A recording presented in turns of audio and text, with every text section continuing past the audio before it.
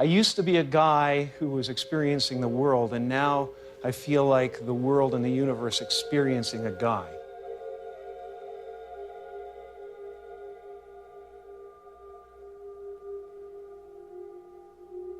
When the curtain goes down at the end of the drama, the hero and the villain step out hand in hand, and the audience applaud both.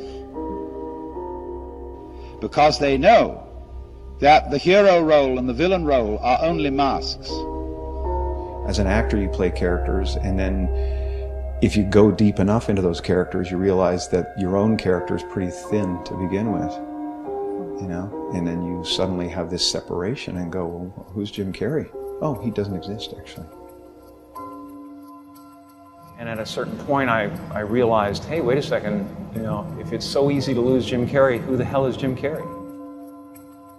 There's just a relative manifestation of consciousness appearing, and then somebody gave him a bunch of ideas. They gave him a name and a religion and a nationality, and he clustered those together into something that's supposed to be a personality. And it doesn't actually exist. And none of that stuff, if you drill down, is real. And so you see behind the stage, too, there is the green room, where after the play is over and before it begins, the masks are taken off. Dressing happens, doing hair happens, interviewing happens, and it happens without me, without the idea of a me. You know, it's really, you know, the fact that we are already enlightened, we're already complete, and it's just realizing that you're complete. Once you realize you're complete, then this life and everything in it becomes a play of form, something to toy with and play with and make something good out of. It's what's happening right now inside everybody is they're going, who am I? And they're depressed, you know, a lot of people, because they're trying to hold up an image in the world. And that's what depression is. You know, people go like, oh, Jim's been depressed and stuff. Well, yeah, I was depressed when I was trying to be the Wizard of Oz instead of the sweaty guy behind the curtain. But now I know that Oz is a character, you know. Everybody walks around and they go like, why am I depressed?